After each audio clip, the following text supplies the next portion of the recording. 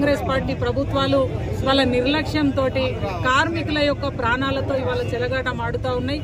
ఎంతో మంది ఇక్కడ సింగరేణి, ఎన్టీపీసీ, ఆర్ఎఫ్సిఎల్, కేశవరం కార్మికులు ఇవాళ ఈఎస్ఐ ఆసుపత్రి సేవలు అందక ఎన్నో ప్రమాదాల బారిన పడి మార్గ మధ్యంలోనే ఇవాళ రెఫరల్ కేసులు ఎవరైతే హైదరాబాద్ సుదూర ప్రాంతాలకు పోయేటోళ్ళు మార్గ మధ్యంలోనే ఎంతో మంది ప్రాణాలు కోల్పోయి వాళ్ళ వారి కుటుంబాలు రోడ్డున పడుతూ ఉన్నాయి.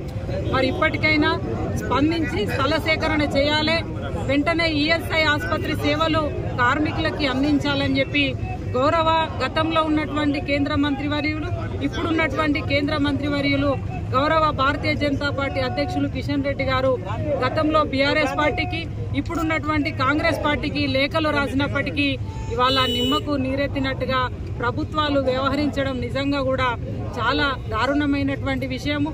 ఈ సందర్భంగా మేము డిమాండ్ చేస్తా ఉన్నాము, కాంగ్రెస్ పార్టీ ప్రభుత్వం వెంటనే స్థల సేకరణ చేసి ఈఎస్ఐ ఆసుపత్రిని ఇక్కడ నిర్మాణం చేయాలని చెప్పి డిమాండ్ చేస్తా ఉన్నాం.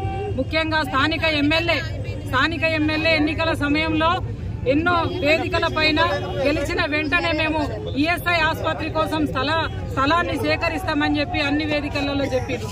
కానీ ఇవాళ మరి 8 నెలలు గడుస్తున్న స్థల సేకరణ చేయకపోవడం నిజంగా కూడా చాలా బాధాకరమైన అంశము.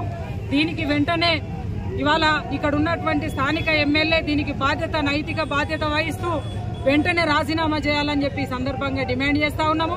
నిజంగానే మీకు బాధ్యత ఉన్నట్టయిందుంటే, చిత్తశుద్ధి ఉన్నట్టయిందుంటే వెంటనే స్థల సేకరణ చేసి ఈఎస్ఐ ఆసుపత్రి నిర్మాణం చేసి కార్మికులకి అందుబాటులోకి తీసుకురావాలని చెప్పి ఈ సందర్భంగా హెచ్చరిస్తా ఉన్నాము.